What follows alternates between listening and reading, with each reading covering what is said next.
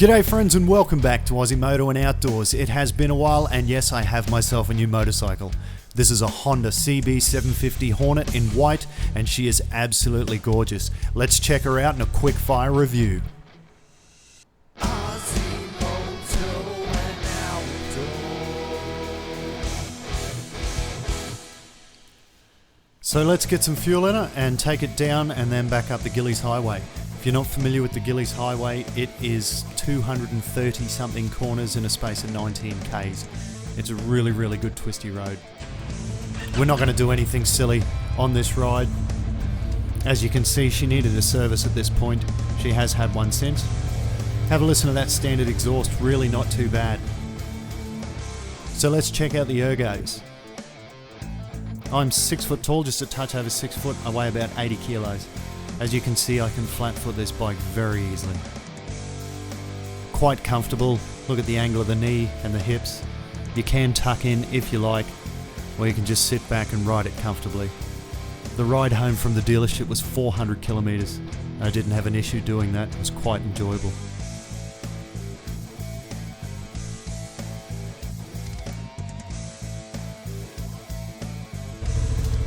So first on the tick list of things to review, the quick shifter. The quick shifter is incredible, both up and down. Now I have heard plenty of reviews on YouTube and other places that say it can be a bit sort of clanky, but if you keep the throttle on when you're shifting up, all the changes will be smooth. And if you throttle off while shifting down, again, all your changes will be smooth. And that includes going back to first gear. Not an issue at all. And if you do want to use the clutch is very soft, easy to use. It does bite a little bit late in the pull, but that's just something you get used to once you're riding it.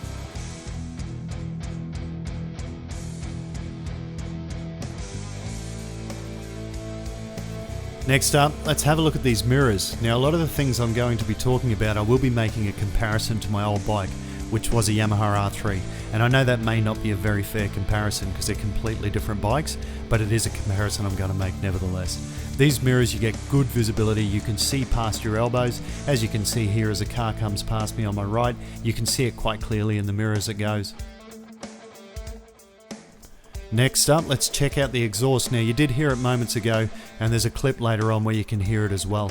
I find it's not a bad looking exhaust. I like the gold at the front there, and it doesn't sound too bad either. We'll check out this dash. It's really quite simple to use.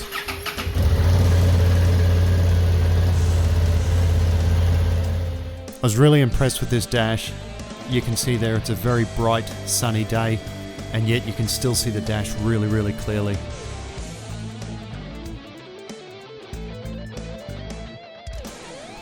Let's check out the tyres. So the fronts are 120 70/17s, the rears are 160 60/17. They are Michelin Road 6, and I think they're incredible tyres. Again, making a comparison to the tyres that were on my R3, I think they were a Dunlop Sport Max or something like that. These are much better tyres. It's a very linear lean into corners. You never feel like you're losing grip. As you can see here, this was a rather wet bit of road. The brakes are Nissan calipers. They have two 296mm discs at the front and one 240mm disc at the rear. I found the brakes are excellent. Now again, like the quick shifter, I have seen and read reviews where they say the brakes could be a little bit better, but I have not found that to be the case at all. There was a point coming down this range where I really had to get on the brakes quickly, and it stopped beautifully. It does have ABS. That is a legal requirement for new motorcycles in Australia. The ABS works well.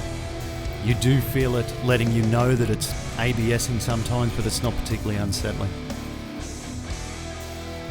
Now the headlight on this bike is a double win.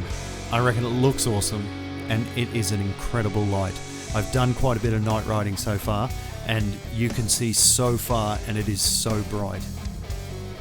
Definitely the best headlight I've seen on any motorbike I've ridden or people that I've ridden with. Just a quick look at the tail. Honda actually did a pretty good job on this.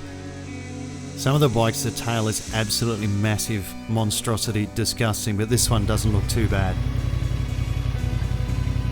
Have a quick look at the modes. It's got 4 modes. Sport, rain, user 1, user 2, and standard. Obviously user 1 and 2, you can set them how you like. There's quite a bit you can set up. I haven't really gone into it much yet. So just giving you a look here at how it revs at 100 k's an hour.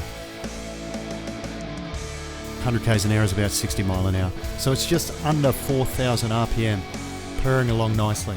No issues there. She'll do that all day.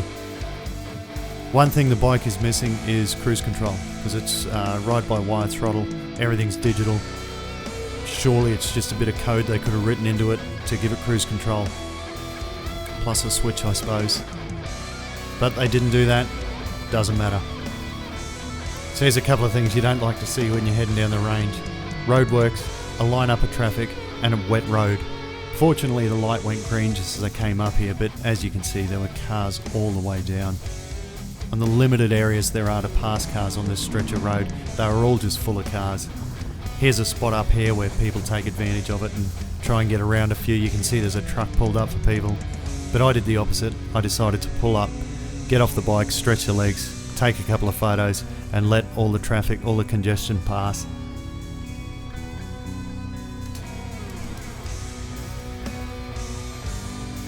Tell you briefly about the fuel economy. So it's a 14 litre tank and I get about 300 kilometres to that. So I've got that written down. So in US that's about 50 mile per gallon. And in a metric system that is 4.6 litres per 100 kilometres, which I think is pretty good. And that's one of the reasons I didn't go for the CB1000, because the fuel economy is right up there. You might as well be driving a car. One of the other reasons was it's about 6,000 Australian dollars difference to go from the 750 up to the 1000. Another reason, I wanted a nice, nimble, light bike. This bike weighs 191 or 192 kilos. It's got 91 horsepower here in Australia. 70 something newton meters of torque, and you can feel it. It really is a gutsy motorbike.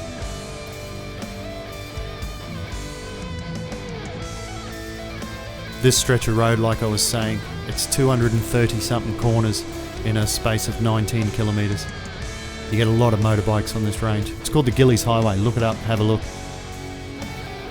Unfortunately, a couple of weeks ago there was a fatality on the road here. So out of respect for that rider and his friends and family, I'm riding quite conservatively here. I've zoomed out so you can't see my speedo. I don't want people remarking on either how slow or how fast it is. Just enjoy the ride, everyone.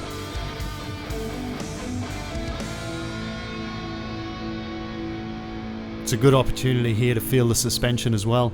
So the suspension is not adjustable in the front, and apparently it is adjustable for preload in the rear. I haven't had to or wanted to adjust it at all. Like I said earlier, I weigh about 80 kilos and the suspension is set up pretty nice for me. It's soft enough that you're not getting a sore ass, and it's stiff enough that you can really sort of throw and lean into these corners.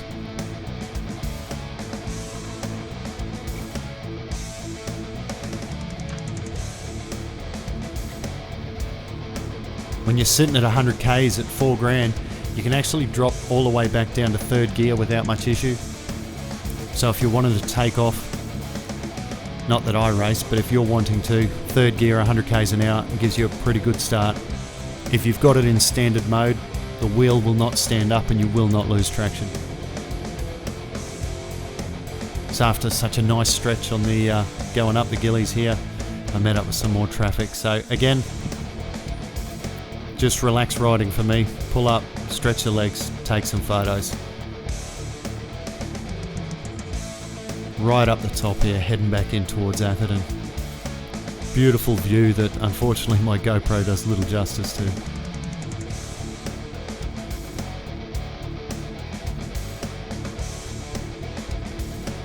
So that's about it. All in all, I absolutely love this bike. I've got about 12 or 1300 Ks on it now. I've enjoyed every single kilometre. It's fast enough, it's light enough, it's nimble enough. I think it looks absolutely fantastic. that paint. This one's white and it's sort of a matte white. It's not high gloss. I think it looks incredible. The main difference from the previous version is the headlight fairing, which personally I think looks better on this one, but there's plenty of people who think the opposite. I mean, no offense, guys. So I'm going to do specific reviews on a lot of the things I've mentioned. We'll go into a lot more detail as I get this bike out, get it riding, have some fun. Thanks so much for joining me. Stay upright and stay safe.